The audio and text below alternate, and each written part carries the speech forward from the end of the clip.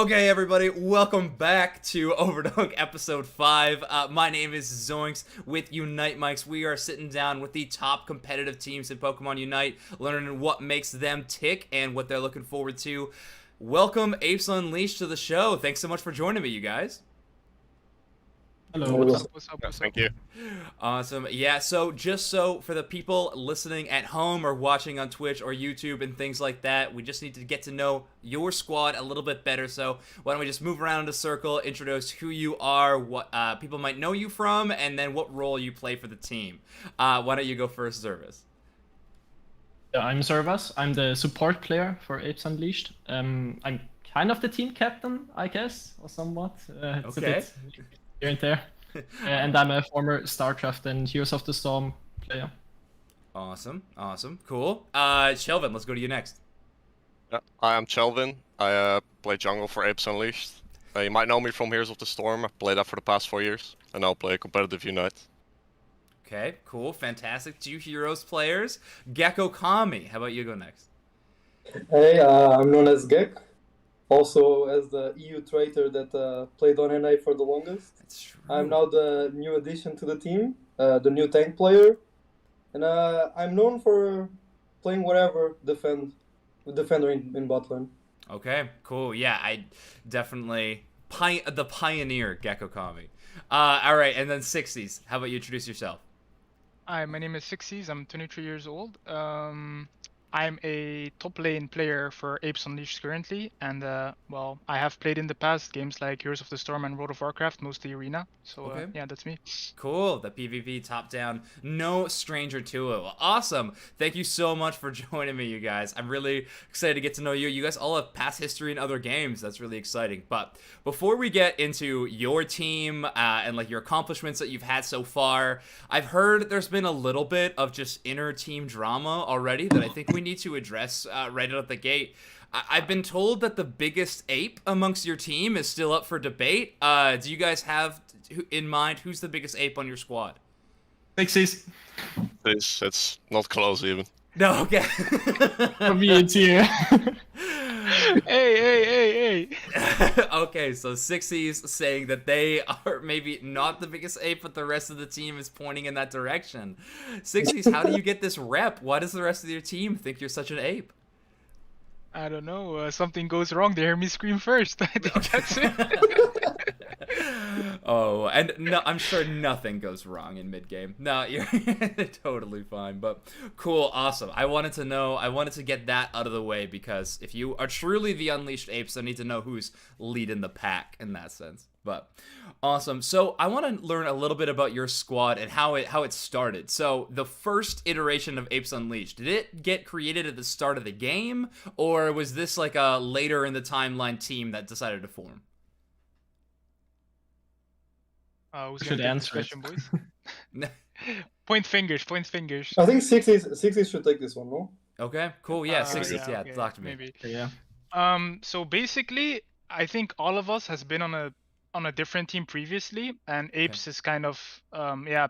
I'd say like a mix of two teams, like What a Goal and Wind Traders. I don't know if you're familiar with Wind Traders. Yeah, I am. Yeah. Yeah, we used to go way back, but in Wind Traders, I used to play with Gek, Otter. Some people know him as Otter VGC now, I think he renamed himself to. Okay. Yeah. And then we had Presto. I don't know if you're familiar with Presto. It was Yeah. a UK player. Mm-hmm. Like we played a very long time ago. And then we also had Zanti, who's still our attacker now. Gek Right. was in there, and who else was it? Help me out here, You've Gek. named 5. You. Did you already you're say the 5? fifth. Yeah, and me, Yeah. and me, Yeah. and me, and me. And then What a Goal consisted of Servus. Yeah, Kelvin, me, Inox at some point, like at the beginning, and then we had a few changes in the support role, but Gotcha. that never really worked out. And then we had Tali, who also came to Apes Unleashed at the beginning until Okay. like 2 weeks ago. Gotcha. Yeah, Kelvin. Cool. All right. So yeah, you definitely have a combination of 2 rosters. Was this combination kind of happening for the upcoming Worlds events and things like that in the qualifier rounds? Was that sort of why this team was formed in the first place? No, not really. Well, basically, when Wind Traders disbanded, it was due to a decision of two teammates, which were Gek and Otter at the time, Cool. and they decided to leave Wind Traders. And after that, me and Zanti basically started searching for other players. And I kind of already knew Kelvin from Heroes of the Storm. Right. Cool. We're both Dutch and we kind of played together with each other a little bit. And I remembered Servos very faintly in Holtz, like very early days. So I kind of just hit them up after Wind Traders disbanded. And I was like, yo, you guys want to stack up? Because their team wasn't performing that well either. Gotcha. And I was kind of free agent. So we started just playing together. So Apes has been around for quite a while now. Yeah, that's honestly. true. Early November, I think. Yeah. Okay, awesome. All right, so you guys have been around for a little bit together for like now a few months, like you said. You've been playing quite a bit. Your team, are you just practicing on ladder all the time? You're entering events at the same time. Have you netted yourself any tournament wins yet with this squad, or any high placings at the moment? I take this one, okay? Yeah, since November we won. I don't know how many tournaments actually. We won like Wow, I lost 10 count. Rush GG tournaments, something like that. Okay, We cool. won also some other things. It was Awesome. like a French tournament series. We won like 3 of those. Yeah, that's Qualified for the next playoffs. pump ones, right? Yeah, Okay, exactly. cool. The pump-ons. And before that, Wind Traders already had some wins. I think they won the biggest Rush GG tournament that has been there so far, the Mobile Invitational. Right. 60s. Sorry? And Gek, are you there as well? Yeah, I was. You're there as well, yeah. Very So nice. yeah, and we have also some other top placements. Or like in Shiny League, we got 5th in Okay, the final playoff, I think. gotcha. Also not too bad, I guess. No, I And mean, yeah. definitely not. Smaller ones as well. Okay, cool. So your team's already found success off the hop. That's really, really exciting for a newer squadron, but I guess a few months already in the back. That makes a lot of sense. And knowing the caliber of your players, not too worried at all. But all right, we'll talk a little bit more about your team and their success and just what you've been doing so far in the future a little bit. But I want to talk about some of the recent things that we've had entering into the Unite community. So first off, we have the announcement of Worlds, or rather, we knew it was coming, but we finally have the road paved out in front of us. We have the qualifiers for all these tournaments being shown, the opens, and then followed up by the cups, as well as a few last chance qualifiers, all leading up to regionals, which then pushes you into Worlds. So have you guys been like just scanning the rules documents already, trying to learn everything you can about this Worlds, or is that left up to one player on your team and everyone else will just kind of lean on them for figuring it all out? No, we've been trying to be sure we're not messing anything up with the registration, with creating the play Pokemon accounts, because it can get dicey with wrong information. Also, we got thrown the first date in like it got announced and it was like, hey, in 10 days you have first qualifier. Good Right. luck. Yeah. So it was kind of thrown at us, and we're trying to do everything well, not rush it, because we can mess it up. Right, yeah, that makes a lot of sense. I mean, paperwork is going to be an unfortunate part of any of these qualification things, but yeah, no kidding. We already have that first open event coming in, like you said, 10 days from the announcement, looking like a week from today, we're going to have our first actual Road to Worlds stepping into, regional tournament settings. How do you feel about a brand new, just fresh open tournament? Random seeding for these first ones as well, so that's going to be a little wild. Does that make your team a little bit nervous, or are you are you not worried about having to push through a giant bracket like this? Then again, if you pay attention to the format, it's like, well, first and foremost, I'd like to believe all my teammates are with me with the thing we should beat everyone. Because if we're going for a world champion, we shouldn't be scared of random seeding anyway. That's true. Because we have to beat them anyway. So, and with the format be quite it's very forgiving. Mm-hmm. So even if we screw up the beginning, we have open qualifiers all throughout the thing. That's true. Of course, we plan to win all of them, because one of the things I really like about the format that the prize pool is really spread throughout all the tournaments. Yeah, that's very true. It's not like Worlds is the only big thing. We're actually looking forward to winning everything. Yeah. And the random seeding, I mean, what else were they supposed to do, right? Yeah. Like, it's not one good way to do good research, because some EU teams wouldn't play on the NA tournament, Right. so they're not as well known. so the seeding would never be as fair as we wish. Yeah, that's and true. touching on the format, I really like the point system. I just don't like it that it comes down to a last bracket, the top two, instead of being one by points and one tournament winner. Yeah. Oh, okay. So you'd like the 2 seeds to be opposite, one tournament winner and one by total points overall the whole season. Consistently, I suppose. Okay, yeah, that'd be really exciting too. But yeah, so we are leading into that final bracket situation. Chelvin and Sixies and Service, you guys all played Heroes of the Storm or some MOBA at like a really competitive level, right? Were any of you playing this at this high of a level in those settings? Was a World Championship or road to that a possibility for any of your squads? Well, for me at least, I kind of started playing Heroes of the Storm post like the HGC era, so like the big thing in HOTS. I mean, after that, I played with like with the top teams, but like World Championship was never realistic because the scene got way smaller due to the canceling of HGC. Right. But this is like the first time I'm, in my opinion, gonna be able to go to the World Championship. Cool. I have faith in my boys, so I think we can do it. Oh yeah. No, I have full faith in this Ape squad too. I've loved casting you guys ever since your inception in November. A ton of fun to watch and spectate. You guys are never afraid to try some weird hero selections. Sometimes throwing the spaghetti at the wall and seeing if it sticks. I'm looking at you, Sixies. I'm looking at you, Gek. Even though I know sometimes you think that it is the best option, I'm still looking at you for some of those weird options or off-meta decisions. I shouldn't just call them weird in general, but. But they do become meta. Yeah, exactly. Yeah. If there is no meta until you make it. That's absolutely true. I want to talk about another just recent game news thing. We finally have, the Pokemon United's actually been pretty solid at new hero releases in terms of the rate that we're getting them. We've had a ton of additions to the roster, maybe not in every role that people wanted, for sure. But the newest addition being Aegislash. Have any of you guys had a chance to try that character in more than just a practice mode, try him in ranked ladder, anything like that? What are Apes Unleashed thoughts on the Sword and Shield? Have fun, Sixies. Bad, very bad. Very bad? Okay. I don't like it. I do not like it, man. Yeah, I really don't. I love the play pattern, but I don't know about the actual ability of the character. I don't know if it's holding. The good thing is, if Sixies says it's bad, then I really trust him. Because he never says then anything is bad. Okay. He tries it out for like 3 weeks straight. Like, He always tries to find a way around. I see. It's like, Sylveon top might be good. A9 top might be good. Let me try out. I mean, I actually played some Pikachu top today on the stream. It was pretty funny. Yeah. Okay. Pikachu can hold their own solo top. Okay, sounds good. Yeah, we're getting some mean words for Aegislash in the chat right now from Retsu. So yeah, maybe not.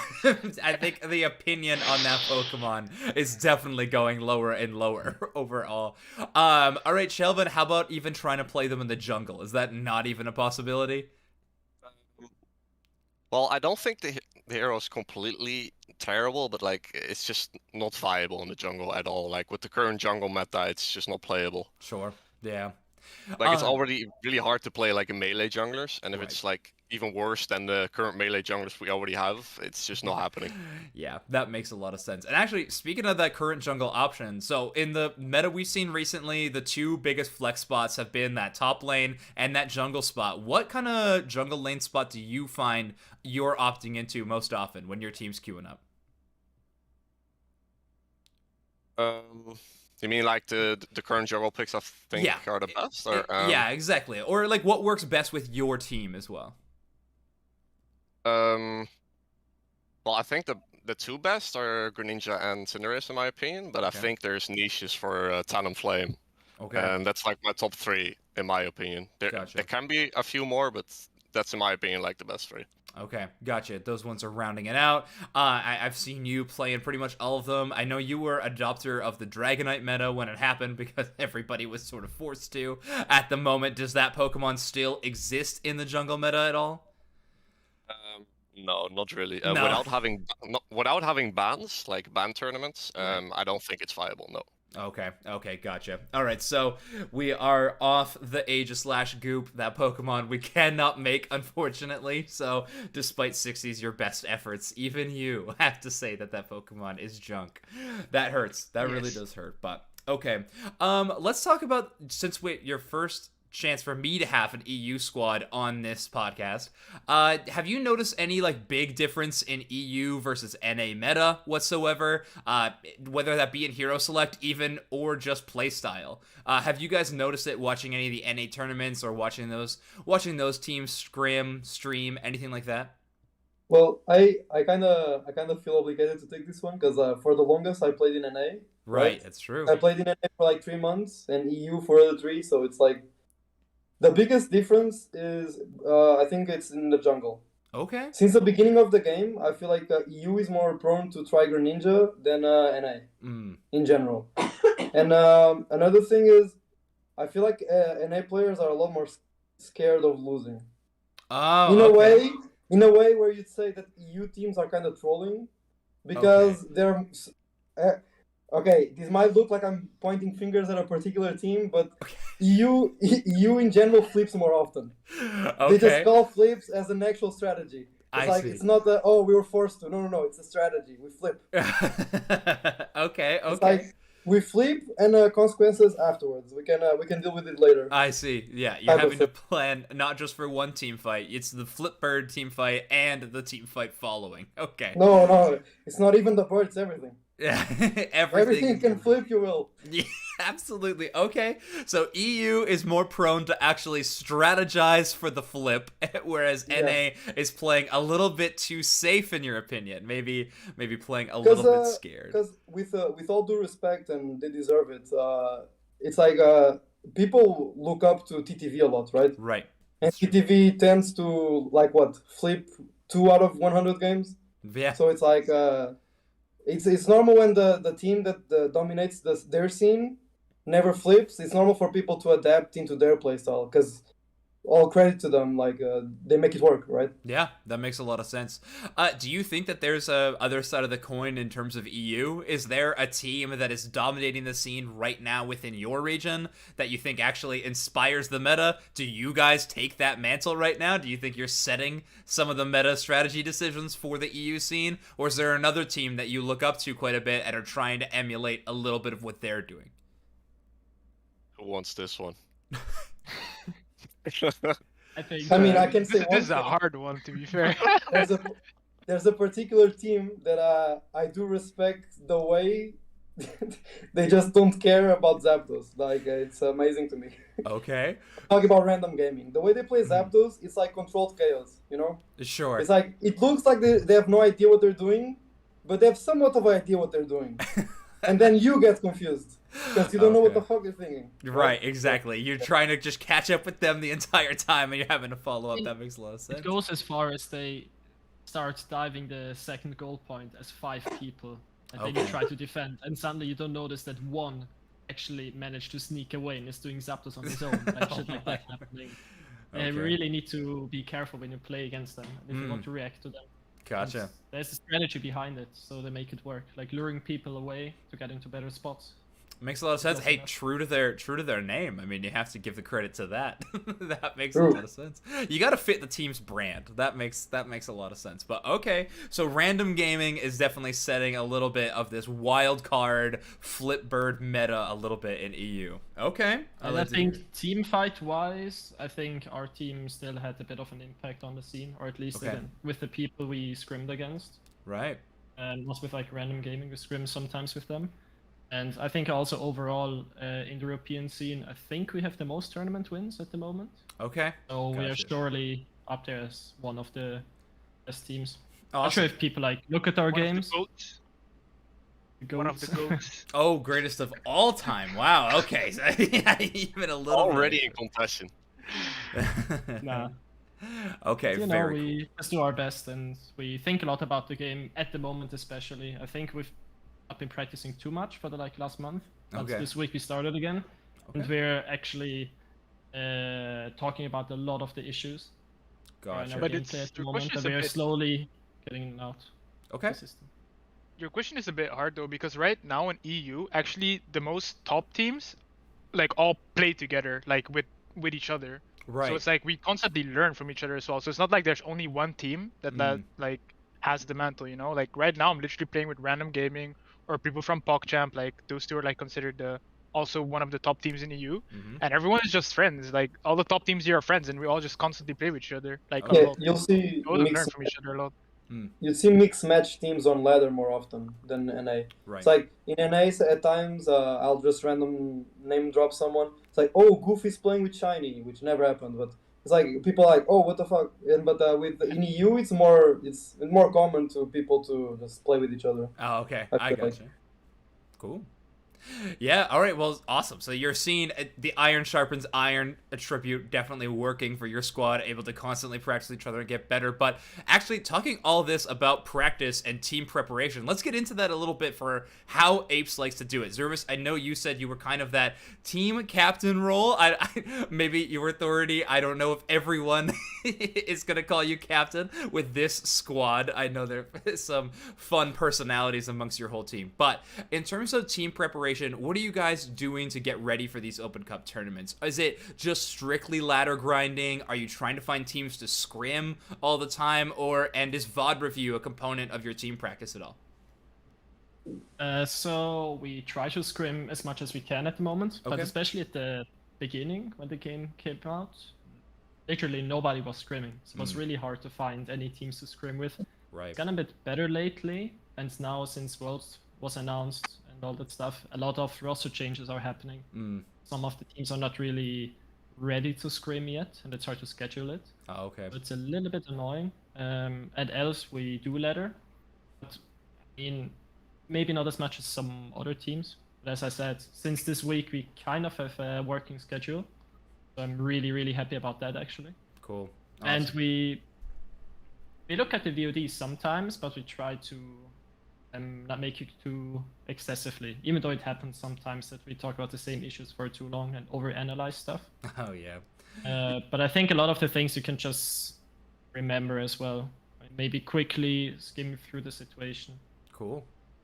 Awesome. So yeah, practice, you're kind of hitting all three of those things that I just said. Maybe trying to tone down the VOD review a little bit. Don't overanalyze and just break yourselves over things that aren't all that important in the end of the day. So that makes a lot of sense. Really good ideas going into the game. Let's talk a little bit about what that prep has found then. What do you think that your team, Apes Unleashed, really excels at? Why do you think you're up in these top team and EU discussions all the time? Is it just your mechanics as a team are just so ahead of the other people? Are your strategies what's really pushing you forward? Or is it even just your teamwork synergy? What is it that you think is actually pushing you guys to be the top team in EU, or at least in those discussions? Well, I think a big part plays that our laning is really dominant. Like, we rarely ever lose like a bot lane or anything, or like every now and then we lose a few Audinos and then it's about even, you know? But like our lanes are really dominant, and I think we've proven that we're like for sure the best team fight team in Europe at least. Okay. We really know how to use our ults well and keep each other alive, and don't panic in those team fights. I think that's mainly why people are talking about us. Okay. My opinion. Cool. Well, you gotta show love to your jungler mentioning the lane dominance off the start is like their strongest attribute. So well done, Jelvin, to be able to give it the love to their lanes. But okay, team fight. Anybody else want to weigh in on that? Why do you guys think that people are talking about you? I think also the team fight aspect, but then again, at the moment we're trying to figure some stuff out since we had Gek as a new addition to the team. So we're kind of trying to not really relearn, but restructure the whole team dynamic at the moment, I think. Okay. Play more around the tank. Gotcha. Because the previous tank, Tali, his playstyle was quite the opposite of Gek, I would say. He was more like defensive and reacting to the enemy team, and Gek is more proactive, and we actually like that. Okay. Our team needs to figure out how to properly play around it at the moment. Cool. So we're taking some losses at the moment, but in a few days I think this will be fixed. Awesome. And we can actually dominate really hard again. Great. All right. Well, Gek, talk to me about what you bring to the table then. So if you were this aggressive tank player, how do you think that slots into Apes Unleashed, and why do you prefer that aggressive playmaking play style over the more defensive reactive one? Because personally, I know that half of the defender Pokemon are quote-unquote supporters. Right. But I don't really like the idea of the tank playing a supportive role at all times. Like, of course, there's times for it, but it's like most of the community for the longest was playing Wiggly Duty, right? And they just used the ult as this massive full heal. Never used aggressiveness, never used to engage. Like, I know people are pretty passive on the defensive role, and I don't know. I like to say HP is a resource. Go forward. Just walk at them and make them do stuff. Because you'd be surprised the buttons people click just because you press sing. Yeah, that's true. I have been I may be the one that gets caught out by that a little too often. As soon as the Wiggly comes to me, every single cooldown in the book has been thrown. But in general, I can see that at some points of the game, I know you peep my stream every once in a while. Of course. And you can see how it's like sometimes I'm saying to engage and people think I'm joking. It's like there's no way this is an engage, but then it is. Because I think the buddy barrier, is such a big thing in the game that people always think that people are not killable. Right? Yeah. But we actually had this talk 2 days ago, I think, within ourselves, that I think killing is not the only way of punishment, right? You can engage, take the buddy, and get out. It's like, it's not a bad trade. Oh, what, you waste Sing or you waste Earthquake for a buddy barrier? Bro, sign me in. Why not? My team stalls, I reset, I get my HP, and we're ready to go again. Yeah, the cooldowns are not incredibly long on some of these really, really powerful items or Unite moves in Pokemon Unite, but that being said, the game's also only 10 minutes long. So whenever you're able to take out that, percentage of their availability for an entire round, that's absolutely worth it. That makes a ton of sense.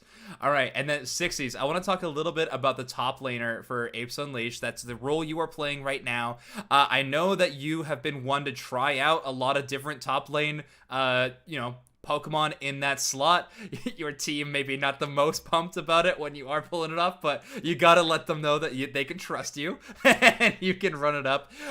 What do you find to be that best in slot right now? I know that the Pokemon that can be used in that role are constantly shaking up. Lucario, just an evergreen pick, but there are competition for that slot. So what are you opting in towards? I mean, personally, right now, I think Lucario is still the most strong top laner due to various reasons, and due to both of his builds working insanely well.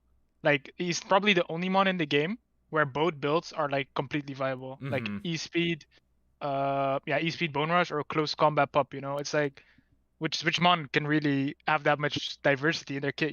It's true. Always one set of abilities you choose, and that's your character for the rest of the game almost, unless something changes, for all the goals, for example, like last patch or whatever. Besides Lucario, I really don't know, honestly. Are you a Machamp liker? Have you enjoyed the Machamp, or is that not for you? I think Machamp is also good, by the way. I think Machamp is really good, but it's just I feel like Lucario is just a better Machamp, honestly. I don't know how to explain, but it's or you can dash through 100 people at the same time with E-Speed, or you just jump on a single character, have a mini stun and then unstoppable. It's I think Lucario is still better than Machamp, but I think Machamp has some niche to it. His ult is, for example, a lot better than Lucario's, in my opinion. You can do some nasty stuff with it and catch some nasty people off guard. But overall, I still think Lucario is the best. Besides that, I've been having some fun on stuff like Talonflame top, which is also okay-ish. And then obviously Grantop, but I can't play Grantop with my team because they're not gonna Greedent invade, so that doesn't work out then. Yeah, maybe that's the only option that we've been able to see pull that off. Okay, so Greninja top lane is out. The team has vetoed it.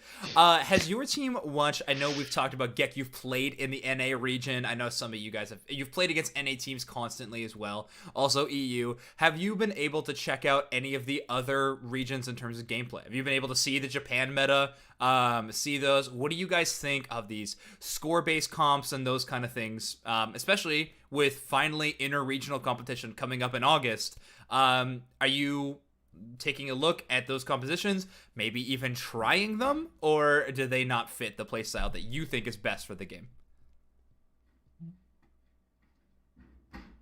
Well, the JP strat with the score comp, we've tried in EU like quite a bit and various iterations of it. But I personally don't think it's that good, and we do lose against them every now and then in ladder, but we always play on their ping, and it's a lot different from playing on NA ping. Playing on JP ping is like 200 ping, 250, and it's tragic. We just get, yeah, it's not fun. But I think due to the ping, they're getting all these advantages, and if we were to play against them on LAN, it would be a lot easier, at least. Okay. Awesome. Yeah, so I kind of have tended to agree. I see the score comp. I know people are always like trying to talk about whether it'll beat this team fight, you know, more oriented strategies, but in my mind, I can never actually see it paying off as much as people think it does. I think just the team fight meta just way too strong at the moment, from what I can see, but you know. It is definitely like right now I'd say that the focus for every team should be to focus on their own region and what the trends are. But I do think that as we get closer and closer to August, it's definitely worth looking for, right? Yeah. Seeing the differences in regions, because if you're planning to go to Worlds, you're not gonna wait till you're qualified to then start do your homework, because then you're gonna see some upsets. Right. I wouldn't be surprised if JP beats a good quote unquote standard team, because like you can say it's bad or on paper loses, but it's so chaotic that I mean. It doesn't take much to lose against it. We've seen it on ping. We don't know how it's gonna be on even ping, but we know how chaotic it is and how much emphasis it puts on scoring. And if you're not like if you don't have snap like decision making, you can just lose by a couple of points even if you get zapped. So it's not like, oh, it's bad, we don't need to focus on it. No, I think it's worth looking for, especially the score. Yeah, that makes a lot of sense. Still have to have it in the back of your mind, but like you said, right now the only players you're going to be going up is going to be these EU squads. So the road to Worlds, these Open Cups and upcoming regionals are region locked, and so your squad is set up and good to go into this next week Open. Really excited to actually start watching some of these games. This is going to be fantastic. I'm excited that we finally have this road like shown out before us, but you guys are going to be heading into it. These Opens have a pretty large player cap put on them, as well as, Gek, you were mentioning earlier as well, the prize pools throughout this entire tournament series are really good. We have that spread out amongst just all kinds of tournaments. It's not just the final regionals, not just Worlds. We're going to see decent prizing. Do you think the player base for Pokemon Unite, at least in the competitive scene, do you think it's going to go up quite a bit when these tournaments start happening?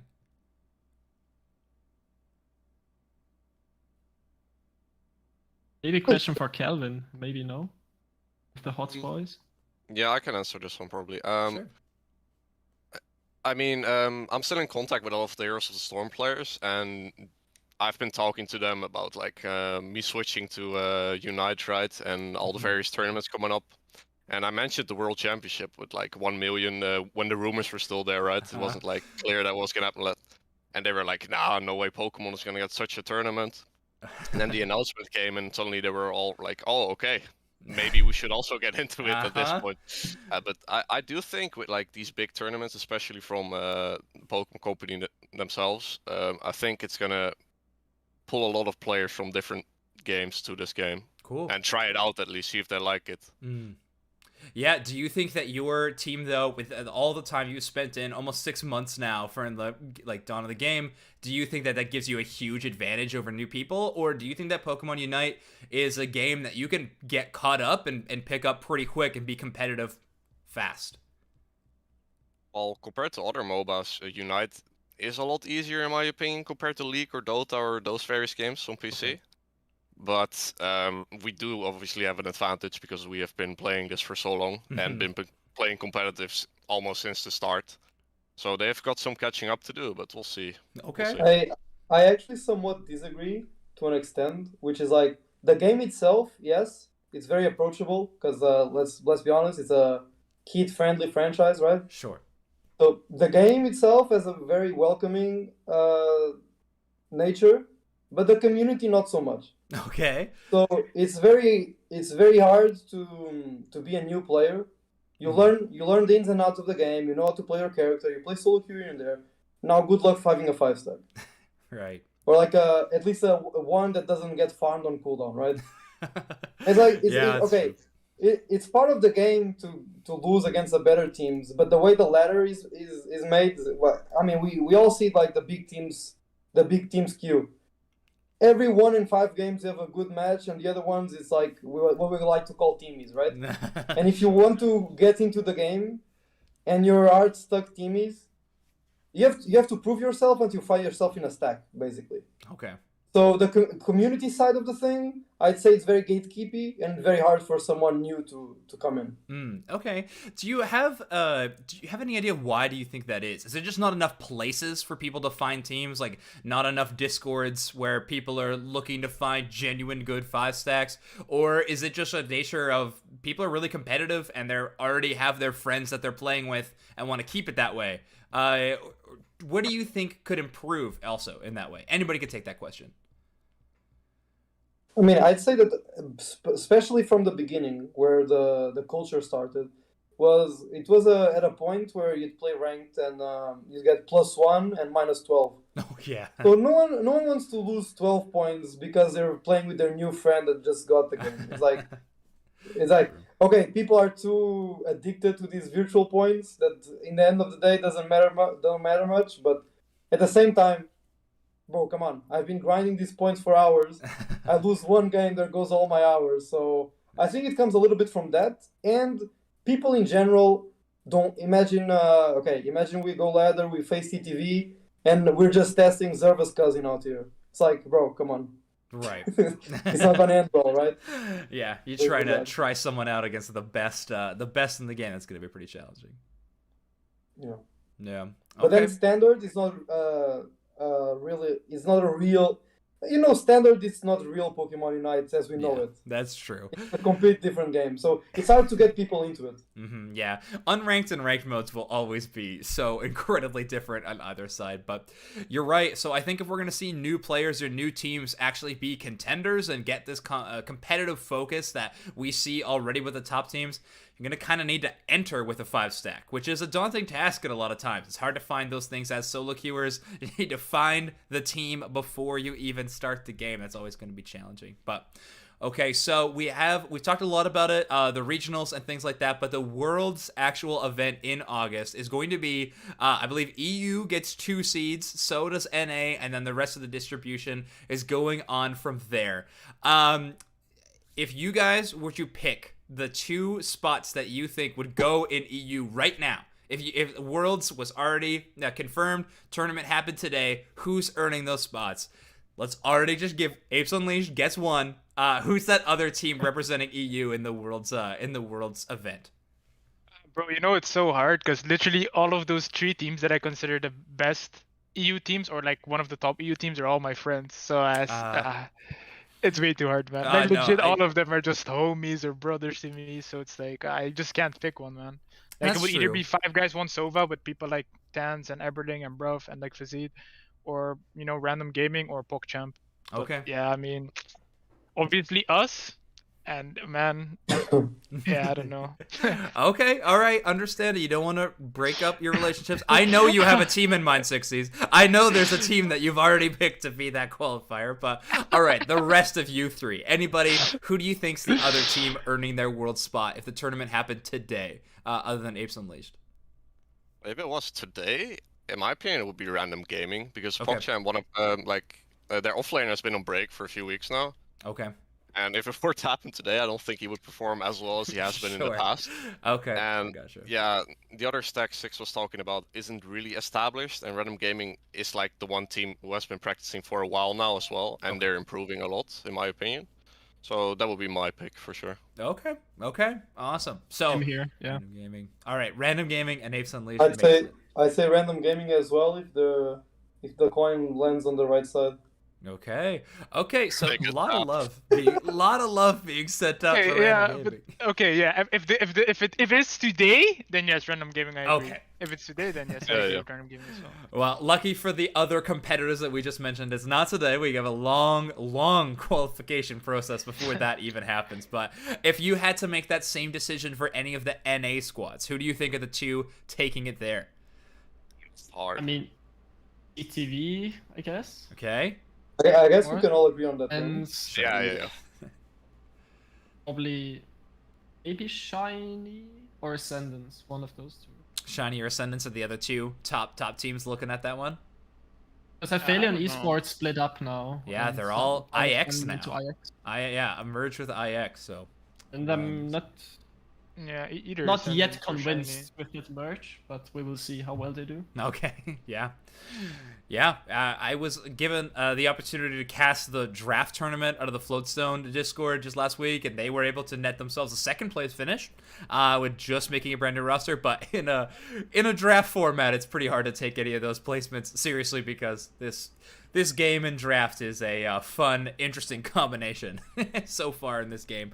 Only having one healer and all that for sure, but cool. Yeah, so we have a lot of teams contending for other ones. I don't know enough about the other regions yet to really ask you guys on those, but I am working hard to try to get some more teams on here. We're hopefully getting Stamina, who is a probably South America team. The Pokemon Unite rulings on where Mexico lands in terms of region is still up in the air, which I find absolutely crazy. So they don't know if Mexico's gonna be NA or South America yet. The only word on it was just it will be announced in the future. So we'll find out on that. But yeah, Stamina Gaming was actually able to take that tournament earlier this week, and win that draft tournament. So South America team also throwing hands. So that's pretty exciting. But awesome. So we're getting close to the end here. Guys, thank you for talking with me about finding out who's the best in EU, all those kind of things.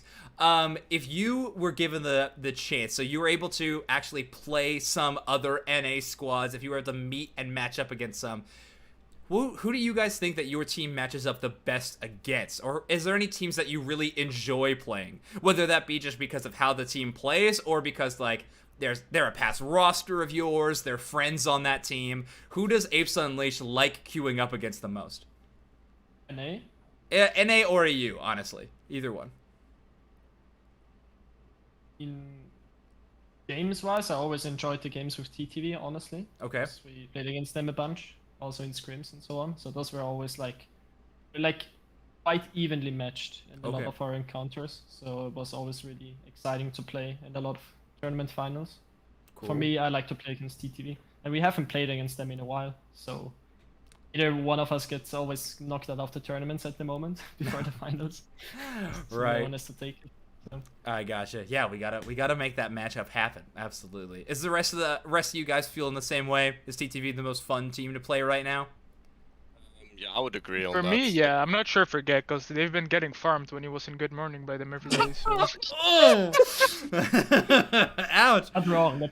Yeah, Get, is there a little too much PTSD every time you have to queue into TTV, or how does that look for you guys? Well, let's say Good Morning was not such a good situation. Oh, okay, so I see. It's more on that side than the TTV aspect. But I do, but to touch on that, I do not enjoy playing TTV that much because they play somewhat different. So, in my opinion, it's good practice in the aspect of, yes, they're known as the best team, so of course it's good practice. Right. But at the same time, I don't think practicing against them sometimes is the most helpful against most other teams. Right. Yeah, they play very different games than everybody else. Yeah, there's some specific things they do that no one else does. So it's it helps us against them, but not really against other people. I gotcha. Okay, well, yeah, if you want to make your practice actually count in the majority of games, it's gonna be a tough matchup. A fun game, but maybe not learning the most out of it every single time. Yeah, but on the subject, I like playing against the iteration of Bad Macro. Oh, the old one and the new one. Yeah, old ignoring all the thing that happens. Let's not touch that. But sure, of course. Yeah. Yeah, but it sounds like they still are keeping that squad around, at least some of it. Obviously, some subtractions going on, but yeah, a semblance of that squad is still existing. They still have yet to have a new team name. I know they're trying to get away from the Bad Macro team name, but they have yet to commit to one. So as soon as they know it, I'll actually be able to talk about that team too. But okay, cool, a squad. So. Awesome, guys. Thank you so much for joining me. We're going to bring this thing to a close here in just a minute, but we're making this podcast for the competitive scene in Pokemon Unite. We want teams to take a tune into this, learn about their competitors, learn about each other, and then also be able to showcase top teams to everybody. But I know that we're also getting a lot of newer players in trying to watch this podcast, learn about the scene, learn about who these teams are that are entering into these tournaments, especially with the Worlds upcoming. So on that note, I want to just give each of you a chance to give me one tip on what it takes to be a competitive level player in Pokemon Unite in your specific role. If you were telling a new player right now who they found themselves in Masters, they've been grinding up, they've been doing pretty well, but they want to start playing on a team, what's one thing that makes them go from good to great? So Zervis, why don't we start with you in that support role? What do you think that tip could come from? Trust in your teammates, honestly. Okay, gotcha. Believe in them as you throw that leaf tornado for them. They'll make it happen. We already talked about the buddy barrier situation. It's mostly about that. The ult usage is so important at the later stages of the game. So if you cannot trust that others will like defend the other team members and everyone suddenly pops ult for no reason, then you're gonna lose a lot of games. That's very true. Okay, believe, trust in the teammates. That makes a lot of sense. Okay, Chelvin, how about you? How about for that jungle role? What can make a good player into a great one? I think there's various ways to play jungle. There's not a right one per se, but being aware of your buff timers is really important to be like high level for the later stages of the game. You don't have to like do them on cooldown per se. Like you could be doing something else with your team at that time, but you need to be aware of when they're spawning. Okay, gotcha. Constantly getting it. The more you're able to take those spawns out of the jungle, the more often that they will pop up and available for you to farm. So that makes a lot of sense. All right, Gek, talk to me about this tank role. What makes a good player go to great? I mean, you don't have to give away all your secrets. I know I've spouted that you are the pioneer of tanks in a lot of situations. You get to play a lot of those roles and you make them popular. But yeah, what's one secret that you could give that makes tank players in a competitive setting really, really solid? So, I usually go by the things. I do it, but I wouldn't recommend because I'm a little bit of a psychopath. Okay. But it's more so touching on if a solo player wants to get into the team aspect. As a tank, you need to talk, man. Okay. Like all these quiet tanks, they need to go. Like you need to talk, because otherwise, the way for a solo player to get into a team is to stand out. And if you're a tank and you're neither playing aggressive or talking, bro, you're dead meat. Everyone can play that. Okay. So it's be aggressive in comms and in game. Yeah, you gotta make sure your team's listening, and you gotta wrangle them in sometimes. That makes sense. Exactly. Okay, Sixies, talk to me about the top lane. For me personally, I think top lane is about trying to get your jungler ahead as much as possible, because he's the most likely to get 9. If it somehow happens to become a stomp on top and you do get 9, then obviously that's great, but priority is to make sure jungler gets it done on Dread and gets to level 9 at Dread. So my opinion, it's probably learn how to play with your jungler and be able to take or tank shots for your jungler, and yeah, be able to min-max your champ in the lane. Okay, awesome. So have to award a little bit of that precious XP to the jungler in that case. That makes sense. Okay, but guys, thank you so much for giving me those tips. I'll have to utilize some of those on ladder myself. Maybe I won't be a washed caster. Maybe I could find a team one day. We'll see. Probably not. But who knows? All right, guys. Well, thank you so much for joining. This is your chance now to just sell out, shout out, whatever you need to. Where can people find you? Where's your streams? Where's your social media? All things like that. Let's head around the circle backwards. Sixies, why don't we kick it off? Where can people find you? Twitch.tv/Sixies. I stream almost every day. And yeah, obviously shout out to my teammates and shout out to you guys for hosting this awesome interview. Of course. Awesome. Gek, how about you? You can find me both on Twitch and Twitter at Gekokami. as you should see, with 2Ks, 1-0. I try to stream every weekday, and that's about it. Okay. Also, thanks for organizing all of this. I'm a big fan. I watch all videos. Thank you very much. Yeah, awesome. Shelvin, how about you two? At Shelvin on Twitter, and yeah, thanks for organizing this, and thanks to everyone watching. It was a blast. Of course, thanks for joining. And Zervis, round us out.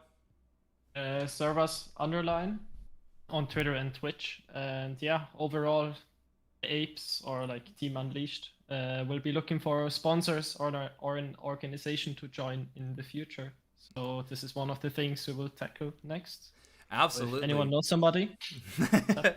Yeah, no kidding. Never know. If somebody watching in stream has some money, throw him this way. Look at these handsome fellas. Get them on your roster.